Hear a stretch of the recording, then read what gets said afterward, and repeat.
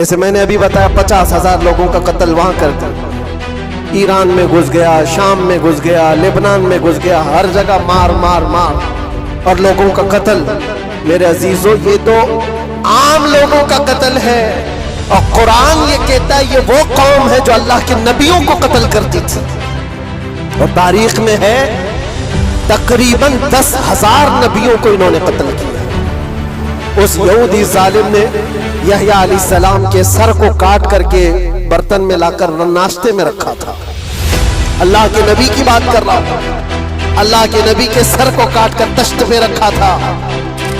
बात अर्ज किए देता हूं, कुरान पाक ने जो फरमाया वह हक है, 100% हक है। अल्लाह ने फरमाया, मैंने खुतबे के बाद जो आयत पढ़ी, वदुरिबत अलैहिमुल ज़िल्लतु वल मस्कनत, अल्लाह फरमाता है उन पर जिल्लत और गुर्बत लिख दी गई। किस पर? यहूदियों के मुताबिक। वबाउ बिग़ज़बिन मिन अल्लाह, और अल्लाह के गज़ब में रहेंगे वो हमेशा।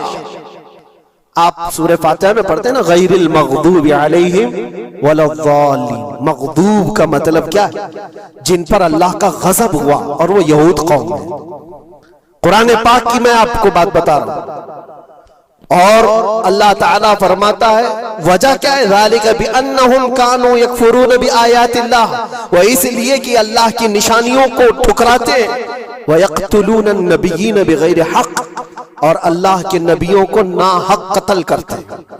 अब दुनिया को यह अफसोस हो रहा होगा, जैसे मैंने अभी बताया 50,000 लोगों का कत्ल वहां कर दिया।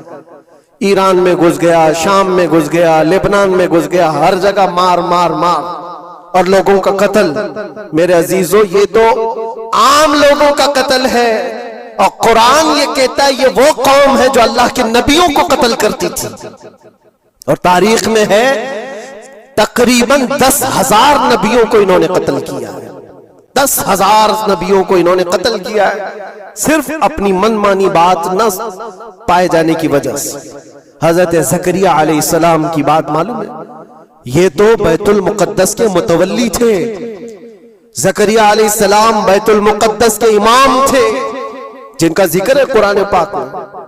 हजरत ज़करिया अलैहिस्सलाम के पीछे यही कौम जो उनकी उम्मत में थी, यहूदियों के लिए भी मुक़द्दस नबी थे। लेकिन इन जालिमों ने हजरत ज़करिया अलैहिस्सलाम को दुश्मनी में रख करके ऐसा कत्ल किया था। अल्लाहु अकबर। ज़करिया अलैहिस्सलाम इनसे भाग करके निकले थे और एक दरख्त को जाकर कहा, ए दरख्त खुल जा, मैं तुझ में आता हूं।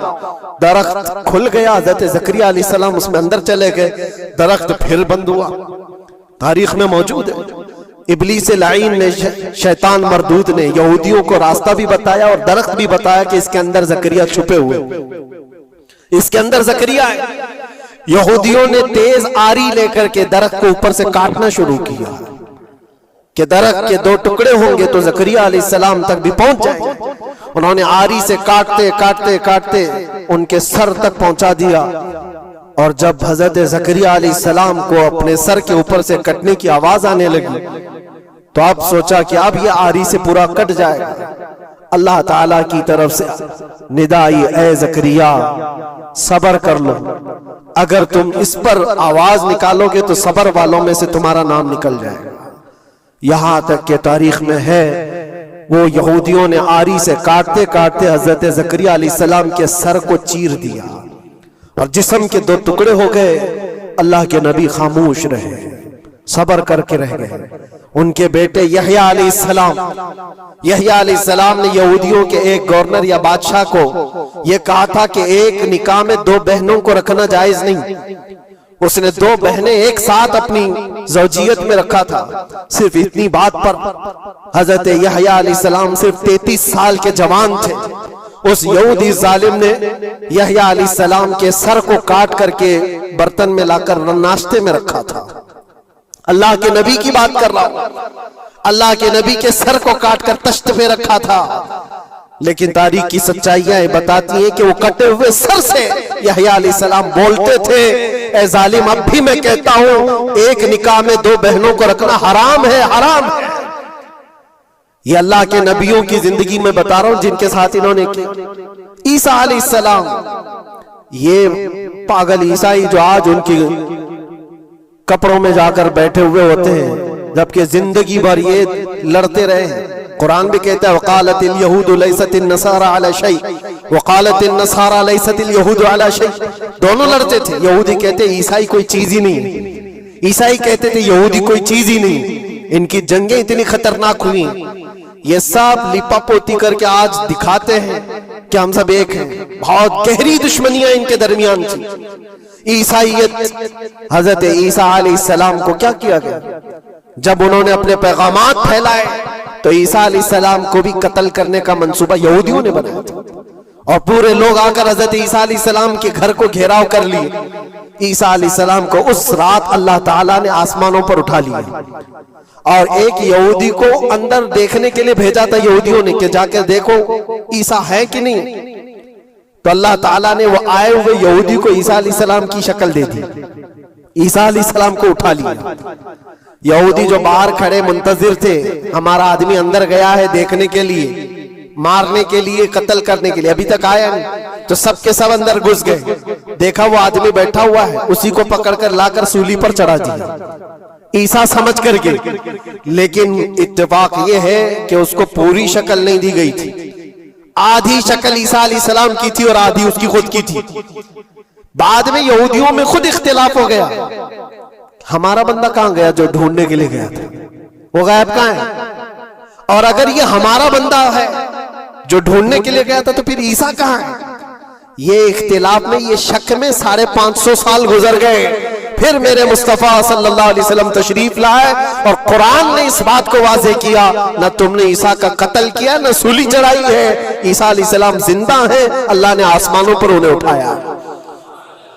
ये तो ईसाइयों पर एहसान है कुरान का, जो सच्चाइयां 550 साल पहले की बताया। मेरे अजीजों, ये तारीख में आपको बता रहा हूं, नबियों का कत्ल करने वाली कौम, उनके सामने आम इंसान क्या माने रखते हैं? ये दुनिया की सारी कौमों को हकीर समझने वाली कौम, दुनिया के पूरे जखीरों को अपनी मिल्कियत समझने वाली कौम, उनका अकीदा है ये दुनिया का जितना गोल्ड है, जितना सोना है, उस पर सिर्फ और सिर्फ उनकी कौम का कब्जा होना चाहिए, पूरी दुनिया को। आपको पता है मदीने तैयबा में हुजूर पाक सल्लल्लाहु अलैहि वसल्लम की आमद से पहले ये सब के सब मदीने में बसे हुए थे। 550 साल से इंतजार कर रहे थे हुजूर के आने का। दूसरी कौमों को डराते थे, क्यों? उनकी किताब में मौजूद था आखिरी नबी के आने की सारी बातें मौजूद थी। आखिरी नबी आएंगे, उनके मानने वालों का गलबा होगा, वो अपने नूरे नबूवत से लोगों के दिलों को पाक करेंगे।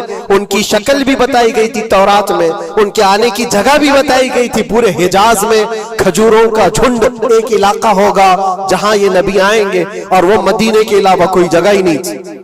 यहूदी ये सब चीजें देखकर हुजूर के आने से 550 साल पहले से इंतजार में थे, वो नबी यही आएंगे, यही आएंगे। और दूसरी कौमों को डराते थे, हमसे मत उलझना, आखिरी नबी आने वाले हमारे, और उस नबी के आने के बाद फिर हम चुन चुन कर तुमसे बदला लेंगे। ये वो कौम है जो हुजूर आखिरुन नबीयीन सल्लल्लाहु अलैहि वसल्लम के इंतजार में वक्त काट रही थी। लेकिन हुआ ये, उनका अकीदा ये था कि आखिरी नबी तो बनी इसराइल में ही पैदा होंगे, हमारे खानदान में पैदा होंगे। इन्होंने ठेका ले रखा है, आखिरी नबी कहां पैदा होंगे ये फैसला करेंगे। अल्लाह तबारक व तआला ने आखिरी नबी हमारे आका सल्लल्लाहु अलैहि वसल्लम को बनी इसराइल में नहीं, बनी इस्माइल में पैदा किया। इस्माइल अलैहिस्सलाम के औलाद में पैदा किया, और ये इस्माइल अलैहिस्सलाम के औलाद पूरे अरब में आबाद थी। अरब में पूरी आबादी इस्माइल अलैहिस्सलाम की थी। मक्का को आबाद किसने किया? इस्माइल अलैहिस्सलाम।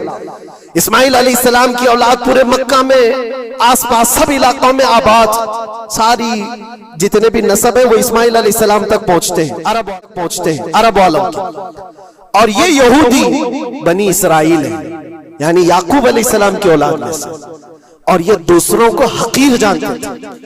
जब तक ये लोग अरब में थे, मदीने में थे, इन्होंने हर एक को हिकारत से देखा। अरबों से इनके ताल्लुकात ऐसे नहीं थे, आम लोगों से कहते हमारे से बात करने के काबिल नहीं है, सबको उम्मी कहते थे, अनपढ़, जाहिल, ऐसे अल्फाज से अरबों को पुकारते थे। अरबों से अगर इनके ताल्लुकात होते भी तो बड़े बड़े टॉप लीडर जो होते हैं अरबों के, बस उनसे ताल्लुकात, आम लोगों को गिनते ही नहीं, कचरा कहते थे। बनी इस्माइल को जब ये कचरा कहते थे, और बनी इस्माइल में जब आखिरी नबी पैदा हो गए तब क्या कहने लगे पता है? कहते नहीं, ये गलत हो गया। आखिरी नबी तो बनी इस्राइल में पैदा होने वाले थे, ये जिब्राइल ने शरारत किया और बनी इस्माइल में जाकर के नबूवत जो थी। कुछ तो ये कहने लगे, कुछ तो कहने लगे वो है ही नहीं आखिरी नबी। ऐसे इनकार करते। कुरान कहता है यारिफूनहु कमा यारिफून अबनाअहुम, उस रसूल को वो ऐसे पहचानते थे कि अपने बेटों को भी नहीं पहचानते।